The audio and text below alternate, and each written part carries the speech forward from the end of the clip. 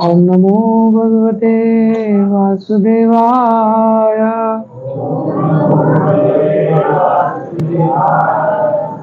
नारायणं नमस्कृत्यं नरं चैव नरोत्तमं देवीं सरस्वतीं व्यासं ततो जयमुदीरये। नष्टप्रायेषु अभद्रेषु नित्यं भागवत सेवया भगवती उत्तमा श्लोके भक्तिर्भवति नैष्ठिकी। कृष्णाय वासुदेवाय देवकी नंदनाय च नंदगोपकुमाराय गोविंदाय नमो नमः।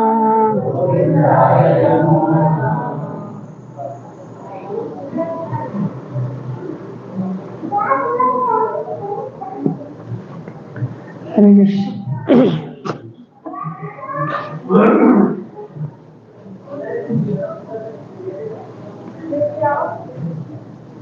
तो आज इस टॉपिक पे बस हरे कृष्ण कृष्ण कृष्ण। ठीक है।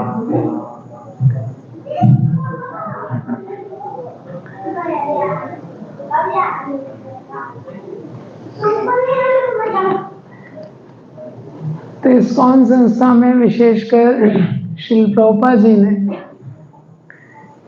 ये जो दिसंबर का मंथ है इसको गीता मैराथन, भगवद गीता मैराथन इसके लिए रखा है।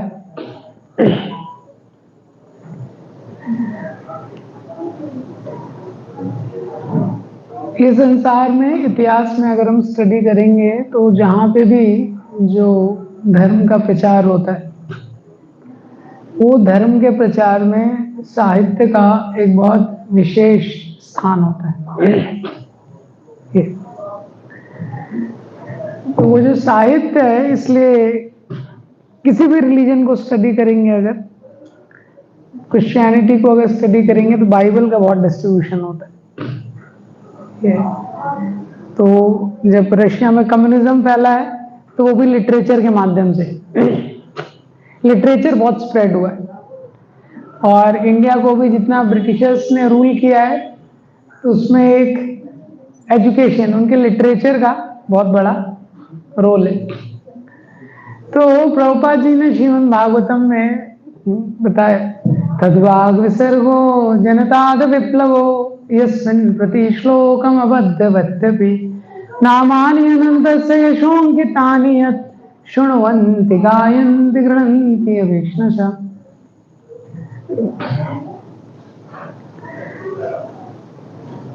प्रभुपाद जी ने श्रीमद् भागवतम के पहले स्कंद में बताया, तद्वाग विसर्गो जनताद विप्लवो यस्मिन् प्रति श्लोके अबद्धवत्यपि नामानि अनन्तस्य यशोऽङ्कितानि।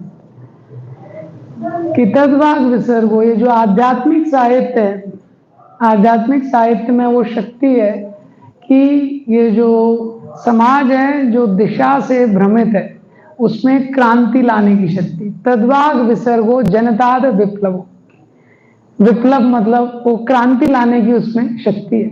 यस्मिन प्रति श्लोकम अबद्धवत्यपि, अगर वो प्रॉपरली कंपोज नहीं भी है लेकिन क्योंकि उसके जो अंदर का सब्सटेंस है वो आध्यात्मिक है, इसीलिए उसमें वो शक्ति है। It can give rise to the respiritualize cultural respiritualization of the society. समाज के आध्यात्मिक पुनरुत्थान करने की शक्ति उसमें है। तो इसीलिए हमारे जो आचार्य आते हैं परंपरा में, भगवान इस सृष्टि में आते हैं, तो भगवान के आने का एक मुख्य उद्देश्य ये है कि वो धर्म की पुनर्स्थापना करना चाहते हैं। धर्म संस्थापनार्थाय संभवामि युगे युगे। धर्म की स्थापना करने चाहते हैं। तो धर्म की स्थापना करने के लिए बहुत सारे तरीके हैं, वो खुद आते हैं, उनके बहुत सारे अवतार आते हैं, शक्तावेश अवतार आते हैं, और उनका जो संदेश है फाइनली, चाहे भगवान खुद आए, चाहे उनके शक्तावेश अवतार आए या उनके पार्षद आए, वो उनके संदेश का प्रचार करते हैं। तो उनका जो संदेश है, जब उसको जन साधारण ग्रहण करता है अपने जीवन में, तो उसका जीवन चेंज होता है। तो इसलिए ये जो स्पिरिचुअल बुक्स हैं ये बहुत इंपॉर्टेंट है। हम लोग ऑलरेडी जैसे यहाँ गोरखपुर में हैं, यहाँ पे गीता प्रेस के बुक्स बहुत जगह गए हैं, ऑल ओवर इंडिया में उसका डिस्ट्रीब्यूशन होता है। और इसी तरह से इस्कॉन में जो श्रील प्रभुपाद जी के बुक्स हैं उनका डिस्ट्रीब्यूशन, ये एक बहुत विशेष चीज है। ये क्यों स्पेशल है? 9th चैप्टर में भगवत गीता के भगवान बोलते हैं, राज विद्या राजगुह्यम पवित्रम निदमुत्तमम प्रत्यक्षावगमम धर्मम सुसुखम कर्तुम अव्ययम। अगर आप किसी को कुछ उपहार देना चाहते हैं तो बेस्ट गिफ्ट क्या दे सकते हैं, ये व्यक्ति को सोचना चाहिए। किसी भी व्यक्ति को अगर हम कुछ देना चाहते हैं तो उसको सोचना चाहिए कि बेस्ट इसको क्या दे सकता हूँ। तो भगवान बताते हैं गीता में, ये बेस्ट गिफ्ट है जो स्पिरिचुअल नॉलेज का है। क्यों? क्योंकि ये जो आध्यात्मिक ज्ञान है कैसा है? राज विद्या, ये सारी विद्याओं का राजा है। राज गुह्यम, ये सबसे बड़ा सीक्रेट है इस संसार में। बहुत बड़ा रहस्य है कि हम शरीर नहीं है, हम आत्मा है। ये मैक्सिमम लोगों को पता नहीं, थ्योरेटिकल लेवल पे भी नहीं पता है कई बार कि हम शरीर नहीं है, हम आत्मा है। उससे भी बड़ा रहस्य ये है कि जो आत्मा है वो परमात्मा का अंश है, हम भगवान के अंश है। ये उससे बड़ा रहस्य है। और इस संसार में जो दुखालयम है उसमें इतना दुख उसको मिल रहा है। सबसे बड़ा रहस्य है कि भक्ति के द्वारा उस भगवान के धाम में जाया जा सकता है जहां पे कोई दुख नहीं। इसीलिए बोला गया है राज विद्या राज गुह्यम। तो जब हम इस ज्ञान को लोगों के साथ बांटते हैं, ये जो स्पिरिचुअल लिटरेचर है, ये जो आध्यात्मिक ग्रंथ लोगों तक पहुंचते हैं, ये ज्ञान लोगों तक पहुंचता है, ये सबसे बड़ा चीज है। इसीलिए 13th चैप्टर में भगवत गीता के 20 आइटम्स ऑफ नॉलेज, जो ज्ञान है उसके 20 आइटम बताए गए। तो उसमें हमारा कोई भी सब्जेक्ट नहीं है, उसमें फिजिक्स नहीं है, केमिस्ट्री नहीं है। तो भगवान ने बोला है ये जो 20 अंग हैं यही ज्ञान है। यदि तो अन्यथा, इसके अलावा जो भी अन्यथा है वो अज्ञान है। अमानित्वम अधमित्वम, उसमें वो ह्यूमिलिटी से शुरू होता है। हाँ? तो 13.8 to 12 20 आइटम्स नॉलेज के। तो इसमें संसार का हम लोग जो पढ़ते हैं स्कूल कॉलेज में वो कोई भी सब्जेक्ट नहीं है, लेकिन उसमें दूसरे सब्जेक्ट दिए हैं। अमानित्वम, कैसे व्यक्ति को हम्बल रहना चाहिए, सत्य बोलना चाहिए, ऐसे 20 आइटम उसमें दिए हुए हैं। भगवान का कैसे शरण लेना चाहिए, और यही ज्ञान है ये बोला है। तो व्यक्ति बोलेगा और मैं इतना सारा चीज में पढ़ रहा हूं, वो अज्ञान है, ऐसे कैसे हो गया? तो उसका अंडरस्टैंडिंग दिया है कि कहीं पे भी व्यक्ति है, अगर कोई व्यक्ति जेल के अंदर है, उसको उम्र कैद की सजा हो गई है, अब वो जेल के अंदर है, तो उसके लिए बहुत सारे ज्ञान उपलब्ध हैं, बहुत सारे ज्ञान उपलब्ध हैं उसके लिए। तो कौन सा न्यूज़पेपर आ रहा है, न्यूज़पेपर में क्या क्या खबर है, वो भी एक ज्ञान है। और जहां पे वो रह रहा है, सिविल इंजीनियरिंग का ज्ञान, फ्लोर कौन सा है, उसमें टाइल्स कौन से हैं, सीमेंट कौन सा है, ब्रिक्स कौन से यूज किए हैं, ये भी एक ज्ञान है। और अगर मेटलर्जी का ज्ञान, वो जिस जेल के अंदर है उसमें जो सलाखें हैं, जो रॉड्स होते हैं, बार्स, वो कौन से मेटल के बने हैं, वो भी एक ज्ञान है। लेकिन सबसे इंपॉर्टेंट ज्ञान क्या है उसके लिए? हाँ, सबसे महत्वपूर्ण ज्ञान है उसके लिए कि कैसे उसको जेल से बाहर निकलना है। तो इसीलिए भगवत गीता में वो जो 20 आइटम्स दिए गए हैं नॉलेज के, वो ये बताने के लिए है कि कैसे व्यक्ति जेल से बाहर निकल सकता है। तो इसीलिए वो मेन ज्ञान है, ये शास्त्र में बताया गया है। तो प्रभुपाद जी ने ये ग्रंथ लिखे क्योंकि ये बहुत इंपॉर्टेंट नीड है। प्रभुपाद जी एक तात्पर्य में लिखते हैं जीव का स्वभाव है वो कुछ पढ़ना चाहता है। आप देखेंगे हर व्यक्ति कुछ ना कुछ पढ़ता है, ये उसका स्वभाव है कि वो कुछ पढ़ना चाहता है। इसीलिए समाज को जरूरत है कि ये जो आध्यात्मिक ग्रंथ हैं ये लोगों तक पहुंचे, क्योंकि अगर ये नहीं पहुंचेंगे तो वो गलत चीज पढ़ेगा। तो प्रभुपाद जी लिखते हैं this tendency to read is being exploited. ये जो पढ़ने का आदत है लोगों की, इसका शोषण हो रहा है क्योंकि संसार में सही साहित्य नहीं। तो व्यक्ति का स्वभाव है कुछ देखना चाहता है, कुछ सुनना चाहता है, कुछ पढ़ना चाहता है। तो अगर उसको अच्छा चीज नहीं मिलेगा तो गलत चीज पढ़ेगा, क्योंकि उसका एक स्वभाव है। इसलिए प्रभुपाद जी की इच्छा थी कि ये जो प्रभुपाद जी ने जो बुक्स लिखी हैं, जो आध्यात्मिक ग्रंथ हैं, इनका ज्यादा से ज्यादा वितरण हो लोगों तक, ज्यादा से ज्यादा वितरण। तो ये परंपरा में शुरू से चला आ रहा है। हम अगर देखेंगे हमारी परंपरा में ये शुरू चैतन्य महाप्रभु के टाइम से, चैतन्य महाप्रभु ने गोस्वामी को बोला, रूप गोस्वामी, रघुनाथ, ये 6 गोस्वामियों को जब वृंदावन बोला भेजा, तो उनको जो इंस्ट्रक्शन दिए उनमें से एक आदेश ये दिया कि आप साहित्य को लिखिए, हाँ, और उसका वितरण कीजिए। आध्यात्मिक साहित्य को लिखिए, इसका वितरण कीजिए। और सबसे पहली जो बुक डिस्ट्रीब्यूशन पार्टी गई थी उसमें नरोत्तम दास ठाकुर, श्यामानंद पंडित, श्रीनिवास आचार्य, ये 3 लोग थे, ये 3 लीडर थे। तो जीव गोस्वामी ने इनको भेजा था पूरी बस में बुक्स को भर के, बोला था आप जाइए और इसका डिस्ट्रीब्यूशन कीजिए। तो तब से वो चल रहा है। भक्ति विनोद ठाकुर के टाइम पे भी भक्ति विनोद ठाकुर बुक्स लिखते थे, और भक्ति विनोद ठाकुर ने teachings and precepts of life, teachings and precepts of the life of lord Chaitanya, ये बुक को विदेशों की लाइब्रेरी में भी भेजा है। और फिर भक्ति विनोद ठाकुर के बाद भक्ति सिद्धांत सरस्वती ठाकुर आए, तो वो साहित्य लिखते थे, वो साहित्य का वितरण करते थे। तो भक्ति सिद्धांत सरस्वती ठाकुर बड़े प्रसन्न होते थे किसी भी भक्त से, एक भी बुक अगर वो डिस्ट्रीब्यूट करता था, एक भी बुक। तो भक्ति सिद्धांत सरस्वती ठाकुर ने श्रील प्रभुपाद जी को ये आदेश दिया था कि आप लिखिए, आप ग्रंथ लिखिए। और भक्ति सिद्धांत सरस्वती ठाकुर, कोई भी व्यक्ति कुछ लिखता था ग्वाड़िया मठ में उस समय पे, और अगर उसको पब्लिश करना होता था तो पहले भक्ति सिद्धांत सरस्वती ठाकुर उसको चेक करते थे। लेकिन प्रभुपाद के लिए, श्रील प्रभुपाद के लिए भक्ति सिद्धांत सरस्वती ठाकुर ने बोला था जो भी ये लिखते हैं उसको प्रकाशित कीजिए डायरेक्ट, उसको एडिट करने की जरूरत नहीं। तो प्रभुपाद जी को ये आदेश था उनके गुरु का कि आप ये साहित्य लिखिए, इसका वितरण कीजिए। तो हम देख सकते हैं आज कोई भी ऐसा देश नहीं है जहां पे इस्कॉन का टेम्पल नहीं है, कोई भी ऐसा देश नहीं है जहां पे हरे कृष्ण मंत्र लोगों को पता नहीं है, कृष्णा के बारे में पता नहीं है। ये प्रभुपाद के ग्रंथों के माध्यम से कई जगह जहां अभी डिवोटी नहीं भी पहुंचे हैं वहां भी भक्ति चल रही है, क्योंकि प्रभुपाद जी के बुक्स वहां पहुंच चुके हैं। तो प्रभुपाद जी ने बोला था these are the law books for 10,000 years, कि अगले 10,000 साल तक, हाँ, ये लॉ बुक्स रहेंगी, ये जो किताबें मैं लिख रहा हूं।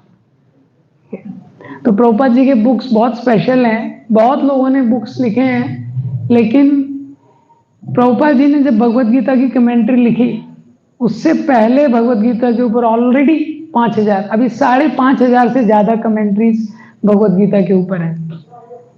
इतनी सारी भगवत गीता के बाद भी पूरी दुनिया में एक भी, बहुत कम कृष्ण भक्त हैं। इतनी सारी कमेंट्रीज, इतनी सारी भगवत गीता, एक भी कृष्ण भक्त नहीं।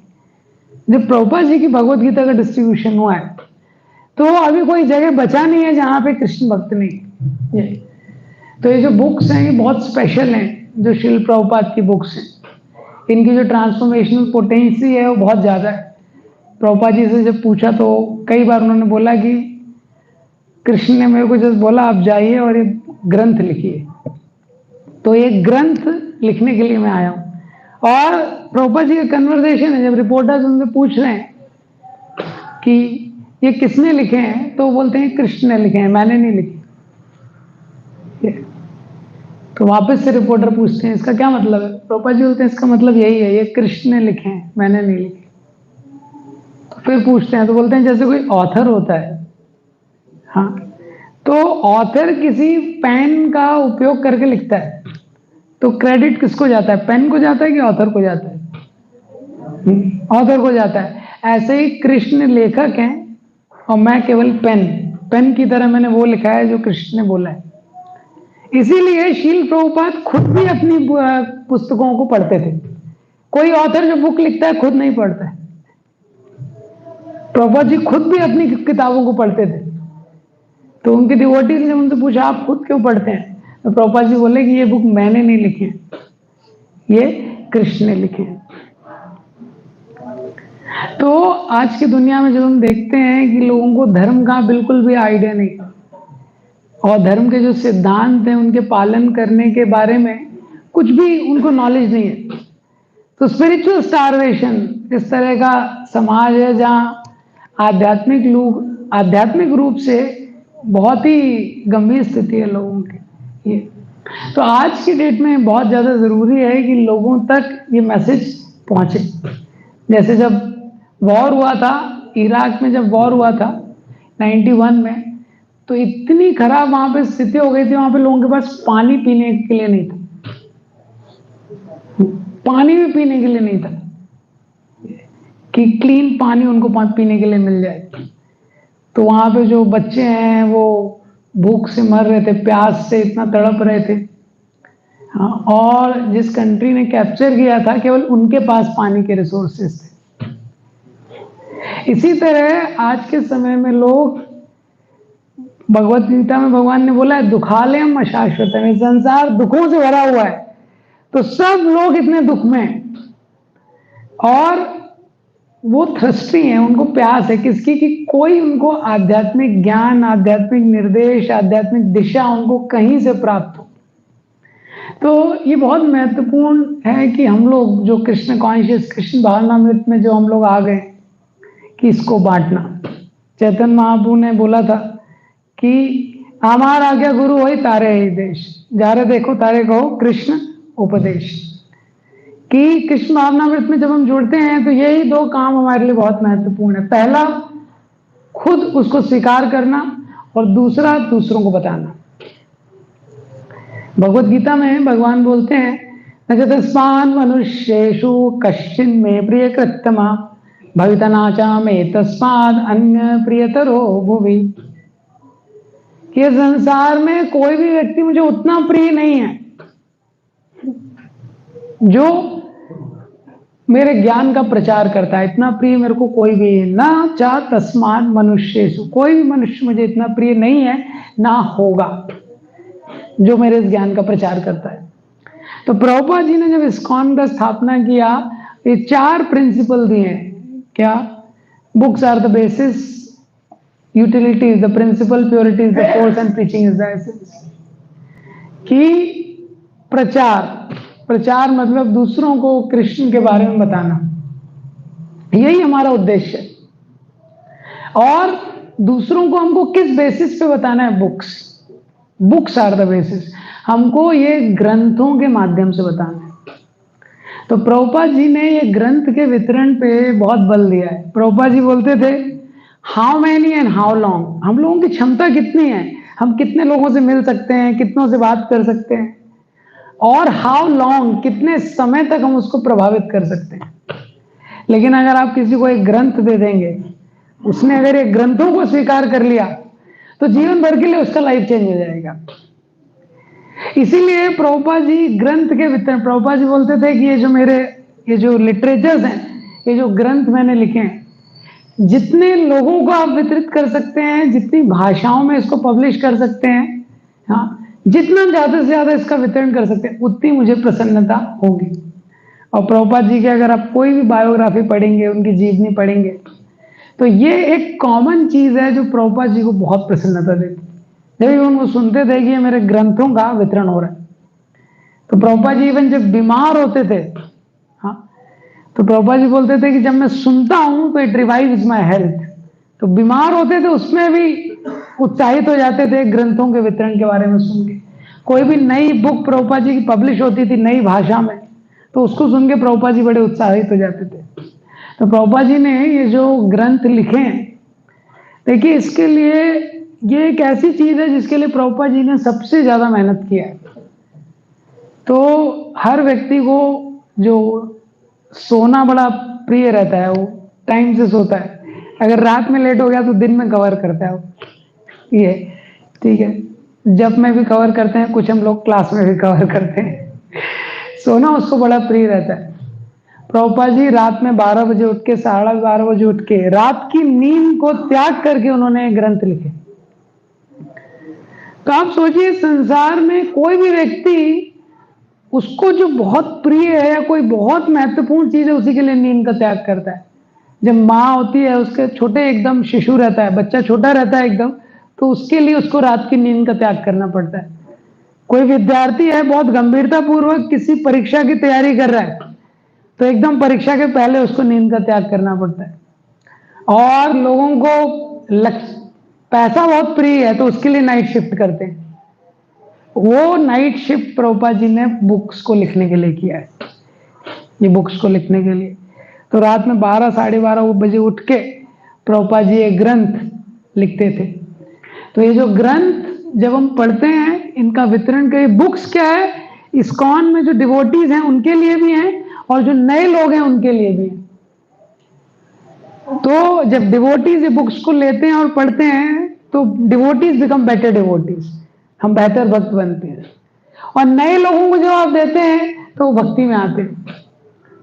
तो ये दोनों कार्य साइमल्टेनियसली बहुत इंपॉर्टेंट है, दोनों महत्वपूर्ण है इस्कॉन में। ये ग्रंथों का, प्रभुपाद जी चाहते थे कि हम ये ग्रंथों का अध्ययन करें और इनका वितरण करें, दोनों महत्वपूर्ण है। तो जब भी हम प्रभुपाद जी का बुक डिस्ट्रीब्यूशन करते हैं, एक ऐसी सेवा है जिससे हमको सारी परंपरा का कृपा मिलता है, क्योंकि इसमें सारी परंपरा इन्वॉल्व है ये ग्रंथों में। तो प्रभुपाद जी ने जो ग्रंथ लिखे हैं, इसमें रामानुजाचार्य का कमेंट्री है, बलदेव विद्याभूषण का कमेंट्री है, उसके बाद इसमें विश्वनाथ चक्रवर्ती ठाकुर का कमेंट्री है। तो सारे आचार्यों की कमेंट्री से उसका सार तत्व लेके, हाँ, जैसे जो माँ होती है ना, उसको पता है कि बच्चे को क्या चाहिए, तो वो बेस्ट देती है सिलेक्ट करके हर जगह से। ऐसे ही प्रभुपाद जी ने सब जगह से जो सार तत्व वो लेके अपने तात्पर्यों में डाला है। तो जब हम ये ग्रंथों का वितरण करते हैं, तो हमको सारी परंपरा का कृपा मिलता है। तो इसके पीछे रूप गोस्वामी है, सनातन गोस्वामी है, उनके जो ग्रंथ हैं उनका संदेश है, चैतन्य महाप्रभु का संदेश है, भगवान कृष्ण की वाणी है, सारे आचार्य हैं। तो इसीलिए ग्रंथ वितरण एक ऐसी सेवा है, जब सेवा हम करते हैं तो सारी परंपरा का जो कृपा है वो हमको प्राप्त होता है ये। तो इसीलिए बहुत यूनिक है, प्रभुपाद जी को 2 इंस्ट्रक्शन मिले अपने गुरु महाराज से, उसमें से एक इंस्ट्रक्शन केवल ग्रंथों के लिए था। तो प्रभुपाद जी को उन्होंने इंस्ट्रक्शन दिया कि अंग्रेजी भाषा में आप प्रचार कीजिए और ग्रंथ लिखिए, उनका वितरण कीजिए।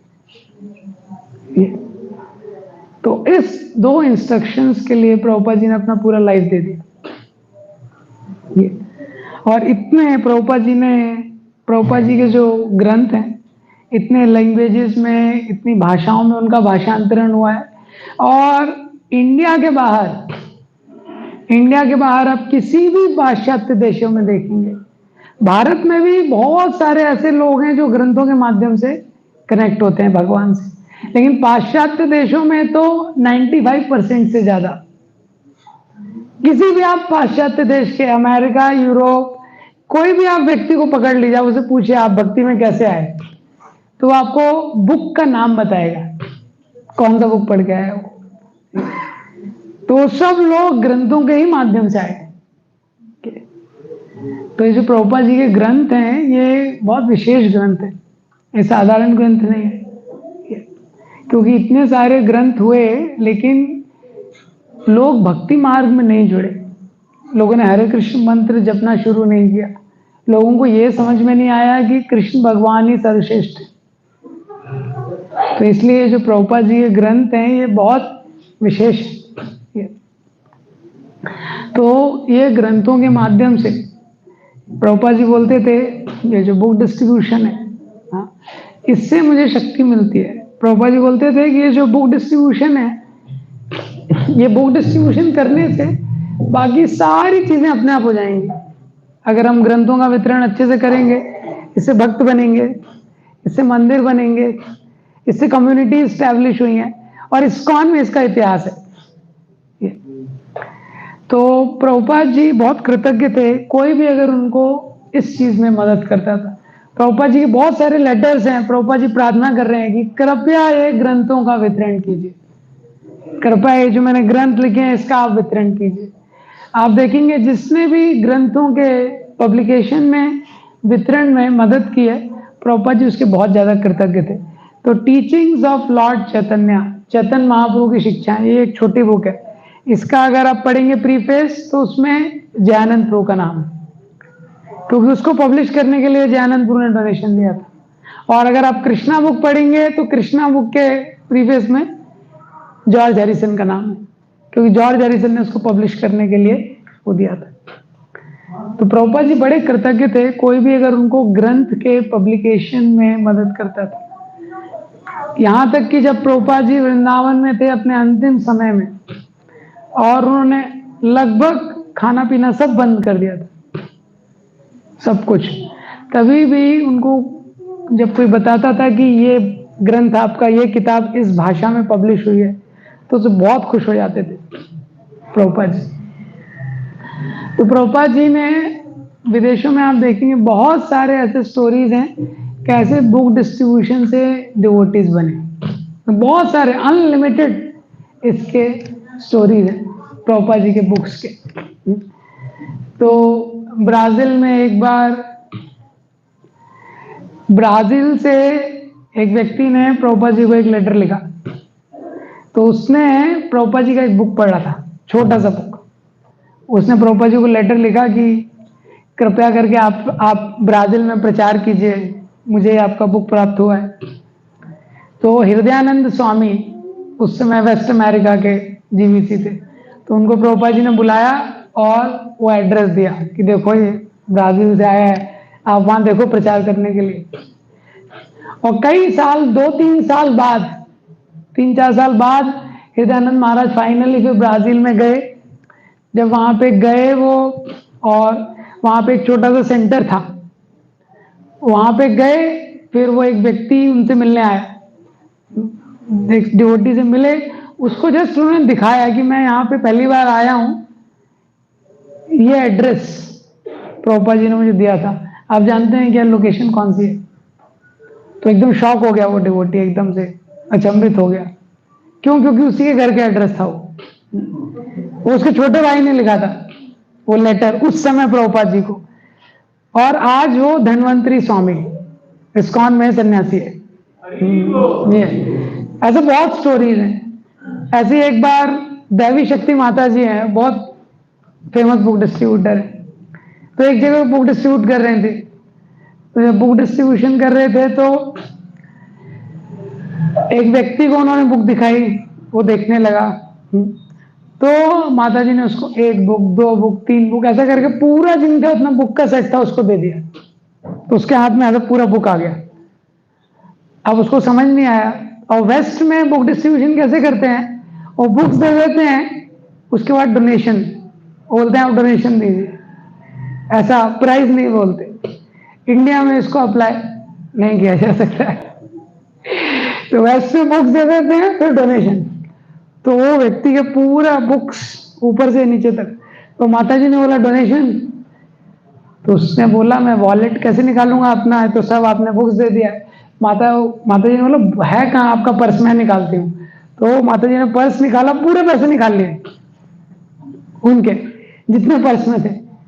तो पुलिस वाला आया, उसने बोला क्या चल रहा है? तो माता जी ने बोला नहीं मैंने इनको बुक्स दिया है। तो व्यक्ति ने बोला हाँ बुक्स दिया है। तो पुलिस वाले ने बोला, एक व्यक्ति तो नशे में वो वहीं बेहोश हो गया। फिर उसके बाद जो होटल जो वहाँ का ओनर वगैरह था उसने उसको घर पहुंचाया और उसको लगा ये बुक इसकी है। उसकी नहीं थी, वो टेबल पे पड़ी हुई थी बैक टू गॉडेड मैगजीन। उसके साथ वो बैक टू गॉडेड भी चली गई उसके पास। फिर उसके बाद उसने जब वो बैक टू गॉडेड मैगजीन पढ़ी, उसको लगा इतने समय से जिन प्रश्नों के उत्तर मैं ढूंढ रहा था वो इस ग्रंथ में, इतने समय से जिन प्रश्नों के उत्तर मैं ढूंढ रहा था वो इस बैक टू गॉडेड मैगजीन में उसको मिले। ठीक है, और उसको पढ़ के फिर उसने और बुक्स ऑर्डर की, उसने एड्रेस देख के डिवोटी बन गया, प्रॉपर डिवोटी बन गया। और वो डिवोटी ने रनवारी दास आगे जाके उसका नाम हुआ और उसने प्रभुपाद जी के काफी सारे बुक्स अरब लैंग्वेज में ट्रांसलेट किए, ये एक बैक टू गॉडेड मैगजीन से। ऐसे आप देखेंगे कि राधा गोविंद महाराज ने देखा तो वो समझ गए ये व्यक्ति है जो चैतन्य महाप्रभु के संदेश। और ऐसे ही स्टोरी है हिज होलीनेस गौर गोविंद साईं महाराज जी हिमालय बहुत जगह घूम के आ रहे थे, बहुत सारे लोगों से मिले, निर्विशेषवादियों से मिले, बहुत सारे फिलॉसफी सुने। तो जब वो वृंदावन में आते हैं और एक प्रभुपाद जी की बैक टू गॉडेड मैगजीन का एक आर्टिकल प्रभुपाद जी ने जो लिखा है वो पढ़ते हैं, तो गौर गोविंद महाराज बोलते हैं हाँ इनका जो फिलॉसफी है परफेक्ट है। वो वहीं पे प्रभुपाद जी को शरणागत हो जाते हैं। तो प्रभुपाद जी के जो बुक्स हैं ये साधारण बुक्स नहीं, इनमें जो फिलॉसफी है उसमें वो पोटेंसी है, बहुत सारे लोग इससे चेंज हुए।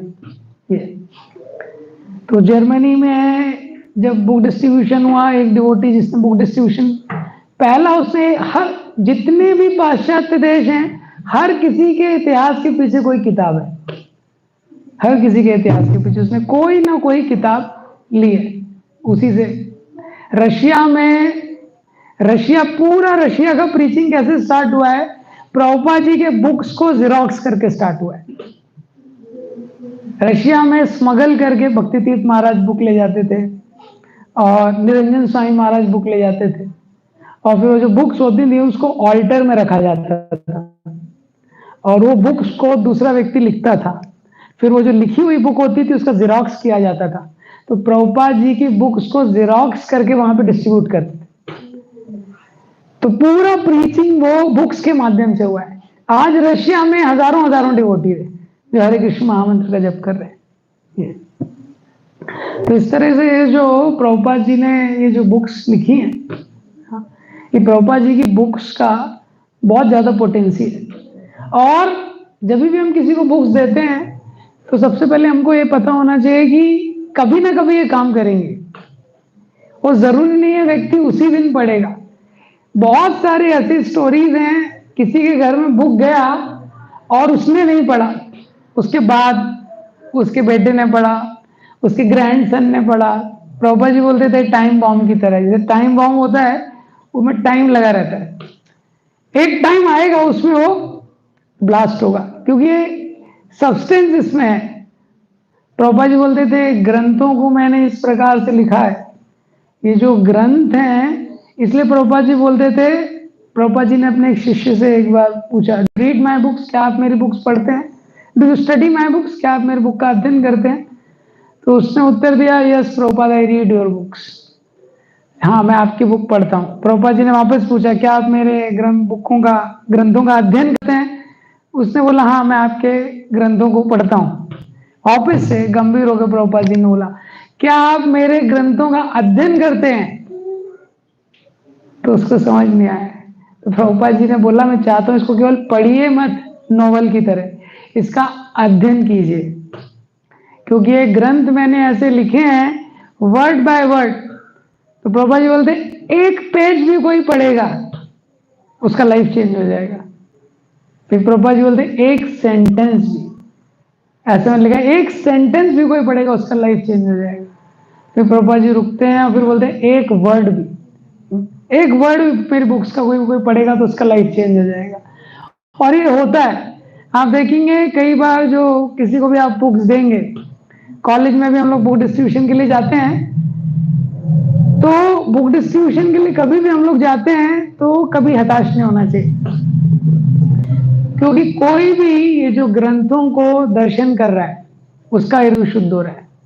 कोई देखता है थोड़ी देर, ये कोई थोड़ा कुछ पढ़ता है, और कोई व्यक्ति ले भी लेता है, लेकिन हर व्यक्ति का ऊपर इफेक्ट हो रहा है, टाइम के साथ इफेक्ट होगा। ये बुक्स का पोटेंसी बहुत ज्यादा है। पुणे में अभी एक डिवोटी है, गोपाल कृष्ण महाराज जी के शिष्य हैं, वो अभी टीएमसी में, वो कॉफी हाउस में थे, तो डिवोटी वहां बुक डिस्ट्रीब्यूशन के लिए जाते थे, तो उनका वो कॉफी हाउस में एम्प्लॉय थे, उस समय बच्चे थे, तो वो क्या करते थे, डिवोटीज के लिए बुक्स का टेबल वगैरह लगाते थे, बुक्स का टेबल लगाते थे और अरेंजमेंट करके रखते थे। बेसिकली जो ओनर था वो फेवरेबल था, उसने इनको बोला था कि आप अरेंजमेंट करके रखना, ये लोग बुक्स वुक्स अपना लगाएंगे, तो वो अरेंजमेंट करके सब रखता था। तो डिवोटीज बुक डिस्ट्रीब्यूशन करते थे, और वो जो बच्चा था वो धीरे धीरे पढ़ने लगा वहां पे। अब डिवोटीज का अरेंजमेंट करना है, सब करना है, तो कुछ कन्वर्सेशन हो रहा है डिवोटी से, थोड़ा बहुत बुक पढ़ने लगा। तो आज की डेट में वो पुणे में सर्वलक्षण को टीएमसी मेंबर है, गोपाल कृष्ण महाराज के शिष्य, अभी संन्यास कैंडिडेट है। वो कॉफी हाउस से कुछ बिहारी मंदिर पास में है तो बुक मैराथन में उन्होंने डिवोटीज को हेल्प किया, उसके बाद तो कुछ बिहारी मंदिर में आ गए।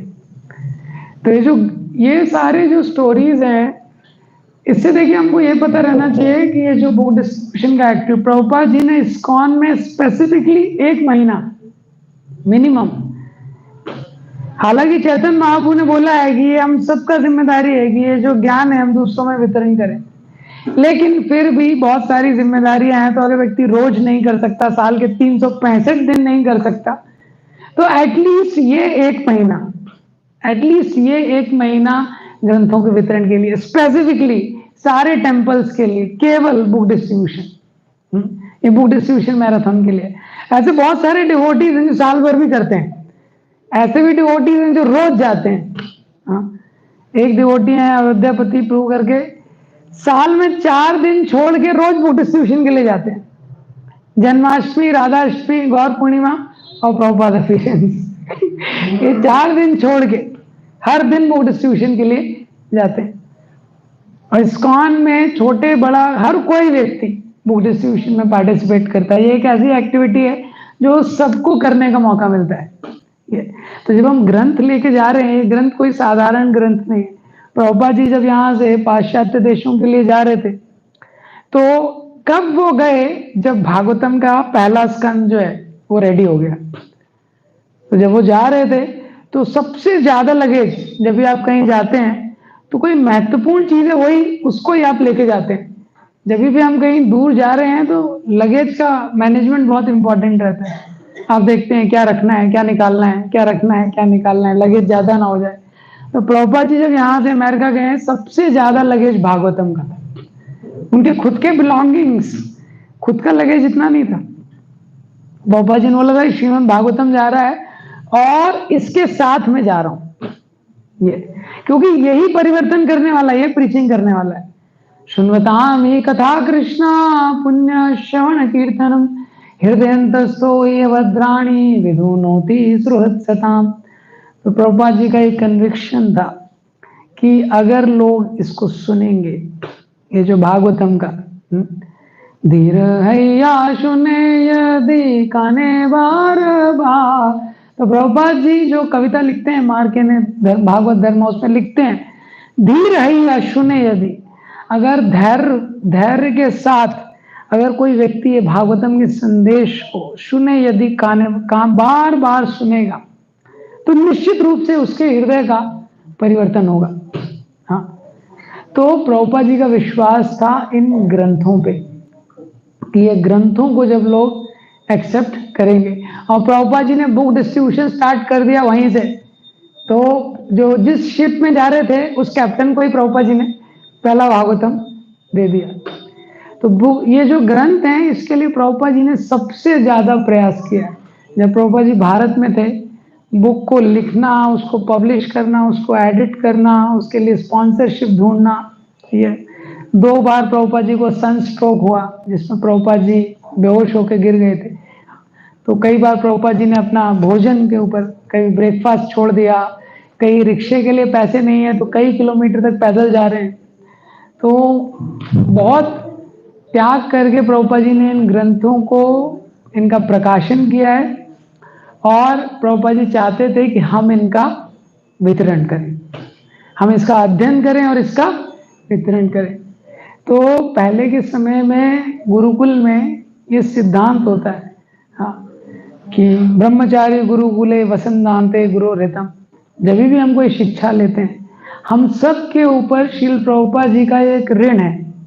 हाँ, जब भी लोग, आज की डेट में तो ट्यूशन फीस हो गया है, लेकिन पहले के समय में व्यक्ति गुरुकुल जाता था तो ट्यूशन फीस नहीं रहता था। तो गुरु ने जो शिक्षा दी है, तो गुरु को उसके रिटर्न में, उसके बदले में कुछ भी नहीं दिया जा सकता है।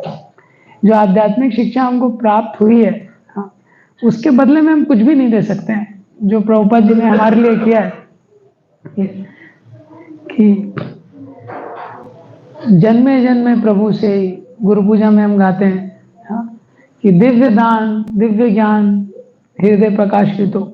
जिन्होंने दिव्य ज्ञान हमारे हृदय में प्रकाशित किया है और हम लोग एक मनुष्य का जीवन, वो भी एक उद्देश्य के लिए जीने के लिए प्रेरित हो रहे हैं, ऐसे आचार्य को हम लोग कुछ दे नहीं सकते हैं। और अगर कोई व्यक्ति सोचे कि मैं दे सकता हूँ, भागवतम में एक श्लोक है, विनोद पात्रम ही becomes a laughing stock, he is like a joker.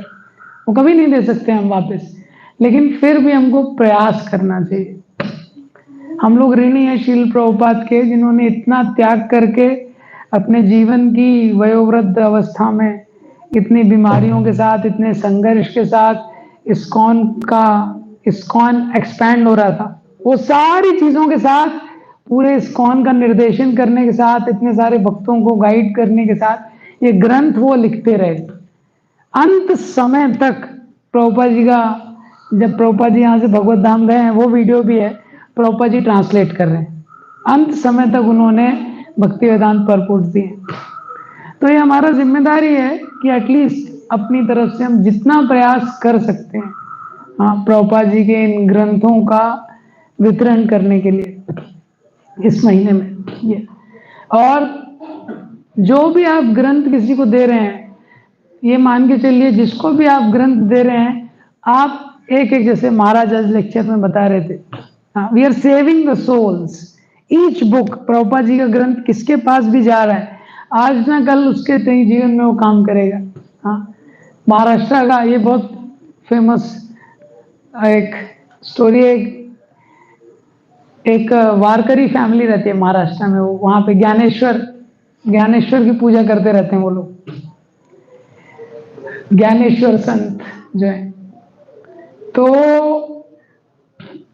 Dnyaneshwar जी ने भगवत गीता पे कमेंट्री लिखी है, उसका नाम है ज्ञानेश्वरी, वो मराठी में। तो ये जो व्यक्ति रहते हैं बहुत धार्मिक रहते हैं और बहुत पूजा पाठ करते हैं, लेकिन इनका एक बेटा होता है, वो जो बेटा होता है वो पूरी तरह से अधार्मिक रहता है, सारे गलत काम करता है वो, शराब पीता है और जुआ खेलता है और जितने सब नियम को तोड़ता है। तो इसके पिताजी को बड़ी चिंता होती है। तो इसके पिताजी को लगता है कि ये तो इतने गलत काम कर रहा है, तो उनको लगता है कि उसकी शादी करा देनी चाहिए। शादी कराएंगे तो थोड़ा जिम्मेदार हो जाएगा, उसकी शादी करा देते हैं। तो जब शादी करा देते हैं तो 2 दुकान खोलता है वो, एक शराब की, एक मटन की। तो पहले तो खराब था उसका जीवन, और खराब हो जाता है, क्योंकि शराब की दुकान में सब दोस्त भाई बैठते थे और एक मटन की दुकान। तो उसके पिताजी को बड़ा चिंता होता था, अपनी पत्नी को भी मारता था घर पे, इस प्रकार से सारे कुमार्ग पे चल रहा था वो, गलत रास्ते पे। तो उसके पिताजी, जब उनका अंतिम समय आया, बहुत बीमार हो गए वो, अब निश्चित हो गया कि उनकी मृत्यु होगी। तो मृत्यु से पहले उन्होंने उससे बोला कि मेरी एक अंतिम इच्छा है। तो उन्होंने बोला बताइए। तो उन्होंने बोला बेटा एक बार तुम ना ज्ञानेश्वरी जरूर पढ़ना। तो उसने बोला ठीक है। पिताजी का मृत्यु हो गया, अंतिम संस्कार हो गया, सब कुछ हो गया। तो अब वो व्यक्ति ने सोचा पिताजी तो चले गए ऊपर। उसने सोचा मैं अपने पिताजी को तो कभी कोई खुशी दे नहीं पाया और पिताजी मेरे से संतुष्ट थे नहीं, लेकिन अंतिम इच्छा उसने सुना था पूरा करना चाहिए, माता पिता का एटलीस्ट अंतिम इच्छा पूरा करना चाहिए। तो उसके पिताजी जितनी भी धार्मिक किताबें पढ़ते थे, उनके मरने के बाद उसने सब पोटली बांध के सब ऊपर डाल दिया था स्टोर रूम में। उसको लगा अब तो कोई पढ़ेगा नहीं, तो उसने सोचा कि पिताजी की अंतिम इच्छा थी कि ज्ञानेश्वरी पढ़ना चाहिए, तो मुझे इसको थोड़ा पढ़ना चाहिए शायद। तो उसने स्टोर से सब खोला, पोटली वोटली खोला सब, तो उसने ज्ञानेश्वरी, तो उसने देखा उसको एक मिला, लेकिन वो एकदम ओरिजिनल मराठी में थी। ओरिजिनल मराठी और मुश्किल है, तो उसको समझ नहीं आया, तो उसने बोला बहुत डिफिकल्ट है, तो वो वापस रख रहा था, तो दूसरी बुक गिरी। वो कौन सी थी? प्रभुपाद जी की भगवत गीता मराठी में। हम लोग जब पुणे में थे तो डिस्ट्रीब्यूट करते थे। क्या उसमें लिखा रहता है? जैसी आहे देशी, ऐसे कुछ उसमें लिखा रहता है, एज इट इज। तो प्रभुपाद जी की भगवत गीता मिली उसको, हाँ, मराठी में। अब उसको लगा ये भी ज्ञानेश्वरी भी भगवत गीता पे कमेंट्री है, ये भी भगवत गीता है, यही पढ़ लेता हूं, पिताजी का अंतिम इच्छा पूरा हो जाएगा। तो वो पढ़ने लगा उसको। तो उसको पढ़ने के लिए वो बिजनेस भी है उसके, दो बड़े बड़े बिजनेस थे। ये एक शराब का बिजनेस था और एक मटन का बिजनेस था। ये और शराब और मटन का बिजनेस था, और धीरे धीरे वहां का मेयर भी बन गया था, क्योंकि पॉलिटिकली क्वालिफाइड था, तो वहां का मेयर भी बन चुका था वो। तो वो पढ़ने लगा, तो एक हाथ में उसके भगवत गीता है और एक हाथ में क्या है? शराब का प्याला है उसका पैक, और ऐसे ही चार लोग बैठे हैं उनके साथ, तो पढ़ना शुरू कर दिया उसने ऐसे ही। तो ऐसी भगवत गीता थोड़ा थोड़ा पढ़ता था, शराब भी थोड़ा थोड़ा पीता था, ऐसे उसने पढ़ना शुरू किया थोड़ा थोड़ा। अब जैसे जैसे आगे पहुंचा, उसको समझ, उसने पढ़ा भगवान को भोग लगा के खाना चाहिए। कॉन्सेप्ट धीरे धीरे आता है ना उसमें, कॉन्सेप्ट उसने पढ़ा भगवान को। तो उसने पत्नी को बोला अभी कुछ भी घर में बन रहा है ना, भोग लगा के खाना है। तो भोग कैसे लगाना उसको पता नहीं। ये तो एक विट्ठल का फोटो ला दिया उसने घर पे, और उसकी पत्नी को पता नहीं भोग कैसे लगाना है, पत्नी भी उसके साथ एसोसिएशन, तो उसको भी नहीं पता है। तो महाराष्ट्र में बोलते हैं घे, घे मतलब खा ले। तो उसकी पत्नी प्रसाद वो भोग भोजन बनाती थी और विट्ठल के आगे ऐसे रख के बोलती थी घे, घे मतलब खा ले, शॉर्टेस्ट ऑफरिंग। तो ऐसे चलने लगा। फिर उसने और आगे बढ़ा, और प्रभुपाद जी की भगवत गीता थी, उसको पता चला प्रभुपाद जी चाहते हैं कि प्रचार हो, हाँ, प्रचार ही सार है। तो उसको लगा प्रचार करना चाहिए, तो प्रचार करने लगा शराब की शॉप में। ये वो प्रोग्राम भी ऑर्गेनाइज करने लगा। उसने सुना कि जो प्रचार करता है उसको भगवान की बहुत कृपा मिलती है। तो अब लेकिन उसने देखा कि लोग सीरियसली नहीं ले रहे उसको। उसने देखा मैं प्रचार कर तो रहा हूं, लेकिन लोग सीरियसली ले नहीं रहे इतना ज्यादा। फिर उसने भगवत गीता में बड़ा प्रचार के साथ आचार भी चाहिए थोड़ा, कि जब तक मैं इसका पालन नहीं करूंगा तब तक दूसरे लोग उसको नहीं सुनेंगे। तो ऐसे भगवत गीता खत्म करते करते जब तक वो पहुंचा, तो उसका शराब छूट गया, शराब छूटने के बाद मांस छूट गया धीरे धीरे, फिर धीरे धीरे वो जप करने लगा। ये तो आज की डेट में वो शिरडी में इनिशिएटेड डिवोटी है, हाँ, उनका नाम है चैतन्य चरण प्रभु, बहुत बड़े बुक डिस्ट्रीब्यूशन है वहां के, बुक डिस्ट्रीब्यूटर है वहां के, हाँ। तो ये प्रभुपाद जी की भगवत गीता, एक भगवत गीता, तो ऐसे ही किसी को भी हम भगवत गीता दे रहे हैं, तो धीरे धीरे उसके लाइफ में कैसा चेंज आएगा वो हम इमेजिन नहीं कर सकते, कैसे जो व्यक्ति इस ग्रंथों को जब वो स्वीकार करता है। तो प्रभुपाद जी के बहुत सारे लेटर्स हैं इसके ऊपर, बहुत सारे क्लिप्स हैं। तो अभी 2-3 क्लिप्स हैं इस्कॉन सन्यासी के, जो हम लोग आपको दिखाएंगे। You will show.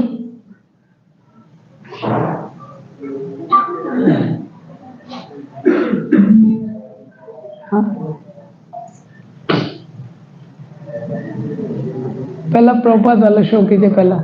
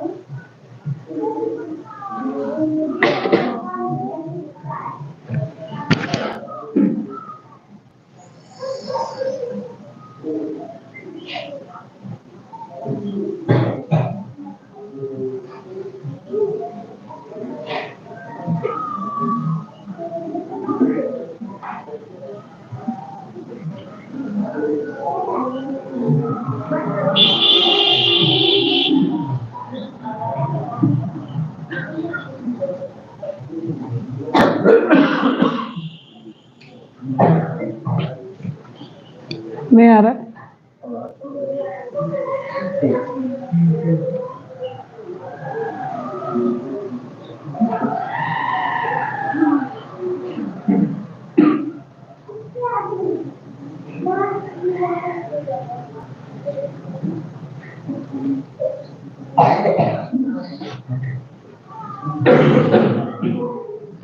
It will come no. दूसरा चल रहा है, दूसरा वीडियो।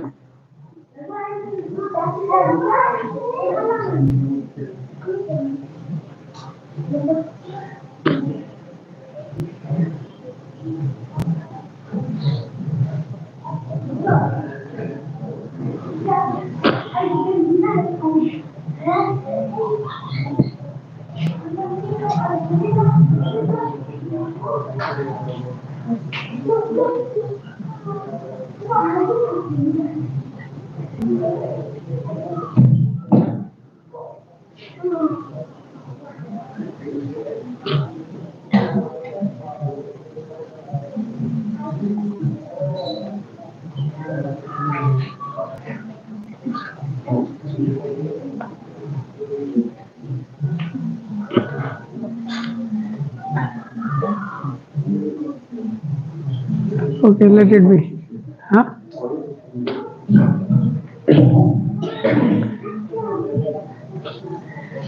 तो शिल प्रभुपाद जी ने बहुत सारे पत्रों में, जो भी अपने पाश्चात्य देशों में प्रभुपाद जी अपने डिवोटीज को भेजते थे, तो उसमें प्रचार का ये एक मेन मीडियम प्रभुपाद जी ने बताया कि जहाँ पे भी हम लोग, जहाँ पे भी इस्कॉन सेंटर्स है, ये तो प्रचार का एक मेन तरीका है कि हम ये जो ग्रंथों का वितरण करते हैं। ग्रंथों का वितरण जो है बहुत स्पेशल है, क्योंकि ये ग्रंथों का वितरण करने से हमको खुद को बहुत बेनिफिट है। क्योंकि जब भी हम ग्रंथों का वितरण करते हैं, जैसा कि आज महाराज जी भी प्रवचन में बता रहे थे कि व्यक्ति का खुद का सहन शक्ति बहुत बढ़ता है। दूसरा कि हमारे गुरु परंपरा के लिए भिक्षा मांगने का हमको अवसर मिलता है। बाकी जो क्रियाएं हैं, एक्टिविटीज हैं, उसमें वो अवसर हमको नहीं मिलता है। लेकिन जब हम स्वयं रोड पे जाके लोगों को ग्रंथ दिखाते हैं, लोगों से रिक्वेस्ट करते हैं, तो अपने गुरु परंपरा के बिहाफ में हमको ये भिक्षा मांगने का अवसर मिलता है। तो ये हृदय को बहुत शुद्ध करने वाला चीज है। तो इस संसार में जो लास्ट चीज है जीवात्मा के लिए, जो सबसे मुश्किल है, वो है मिथ्या अहंकार, उससे बाहर निकलना। तो मिथ्या अहंकार के शुद्धिकरण के लिए ये जो ग्रंथ वितरण है, ये बहुत अच्छा प्रोग्राम है। ये जो बुक डिस्ट्रीब्यूशन का प्रोग्राम है, और पाश्चात्य ये बुक डिस्ट्रीब्यूशन है, इसके लिए प्रभुपाद जी ने, आप देखेंगे, बहुत पुश किया है। इस्कॉन में अगर किसी चीज के लिए प्रभुपाद जी ने बहुत ज्यादा पुश किया है, तो वह बुक डिस्ट्रीब्यूशन के लिए। चैतन्य चरितामृत का स्टोरी आता है प्रभुपाद लीलामृत में, 2 महीने में प्रभुपाद जी को सारे वॉल्यूम्स चाहिए थे चैतन्य चरितामृत के। इसी तरह भागवतम का अगला कैंटो कब पब्लिश हो रहा है, कैसे पब्लिश हो रहा है, किसी भी टेंपल में प्रभुपाद जी जाते थे तो सबसे पहले यही पूछते थे, क्या, कि बुक डिस्ट्रीब्यूशन का स्कोर्स कैसा है, कि बुक डिस्ट्रीब्यूशन कैसा चल रहा है। ये तो बुक डिस्ट्रीब्यूशन एक बहुत स्पेशल एक्टिविटी है, और ये बहुत स्पेशल महीना है क्योंकि इस महीने में भगवान ने भगवत गीता बोली थी, और प्रभुपाद जी के जो भगवत गीता है बहुत विशेष है। 80 से भी ज्यादा भाषाओं में प्रभुपाद जी ने इसको ट्रांसलेट किया है, और काउंटलेस, बहुत असंख्य कहानियां हैं, कितने लोगों के जीवन में परिवर्तन हुआ है प्रभुपाद जी की भगवत गीता को पढ़ के। ये इसके ऊपर बहुत असंख्य स्टोरीज हैं, अनलिमिटेड स्टोरीज हैं इसके ऊपर। ये तो इस महीने में हम लोगों को प्रयास करना है, क्योंकि प्रभुपाद जी बोलते थे फैमिली बिजनेस, हाँ वैसे श्री कपूर बोलते हैं ये हमारा फैमिली बिजनेस है। तो जैसे कोई पिता होता है तो जब पुत्र पिता का बिजनेस हैंडल करता है तो पिता को बहुत अच्छा लगता है कि जब वो जिम्मेदारी ले लेता है पिता के बिहाफ में। फिर इसी तरह ये हमारा फैमिली बिजनेस है, ये जो बुक डिस्ट्रीब्यूशन है, ये आचार्यों परंपरा में शुरू से चलते आ रहा है। हाँ, भक्ति विनोद ठाकुर के टाइम से, उसके बाद भक्ति सिद्धांत सरस्वती ठाकुर, शील प्रभुपाद, और उसके बाद इस्कॉन में जो भी डिवोटी है, इस्कॉन में जो भी डिवोटी है, और बुक डिस्ट्रीब्यूशन के माध्यम से जो प्रीचिंग होती है बहुत इलोंगेटेड प्रीचिंग होती है, बहुत सस्टेनेबल इसका इफेक्ट होता है। प्रभुपाद जी कई बार बोलते थे कि आप 2 मिनट का प्रीचिंग किसी को करेंगे वो भूल जाएगा, लेकिन किसी को आप एक ग्रंथ दे देंगे तो वो हमेशा के लिए उसके पास हो जाएगा। तो ग्रंथों के वितरण के बारे में तो बहुत सारी स्टोरीज हैं, लेकिन ये महीना है जिसमें हमको अपनी क्षमता अनुसार इसको करना चाहिए। प्रभुपाद जी ने क्योंकि हमारे लिए इतना त्याग किया, जगन्नाथपुरी में परम पूज्य भक्ति पुरुषोत्तम महाराज बता रहे थे, प्रभुपाद जी ने कृष्णा को सारे वर्ल्ड में फेमस किया। प्रभुपाद जी से पहले आप देखेंगे लोग कृष्ण का नाम नहीं जानते थे, कृष्ण की पूजा नहीं जानते थे। ये so Prabhupada has the credit to make Krishna famous all over the world, and it's our responsibility to make Shrila Prabhupada famous all over the world. तो प्रभु ये हमारा जिम्मेदारी है कि प्रभुपाद जी ने जो इतने स्पेशल ये जो ग्रंथ लिखे हैं, ये हमारा जिम्मेदारी है कि हम ये लोगों तक पहुंचाएं। तो ये हमको लोगों तक पहुंचाना है, तो इसके लिए सबसे पहला है कि हमारे पास ये होने चाहिए। वैश्य शिखा प्रभु जो बहुत बड़े बुक डिस्ट्रीब्यूटर हैं, सिलिकॉन वैली में बहुत बड़ा कम्युनिटी है, वो पूरा कम्युनिटी बुक डिस्ट्रीब्यूशन से ही बना है।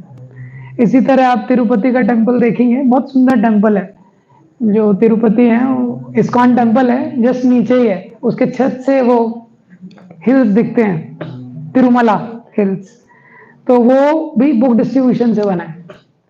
तो वैश्य शिखा प्रभु बोलते थे इस महीने में हम सबके पास ग्रंथ होने चाहिए, क्योंकि you can not sell the books which you don't have.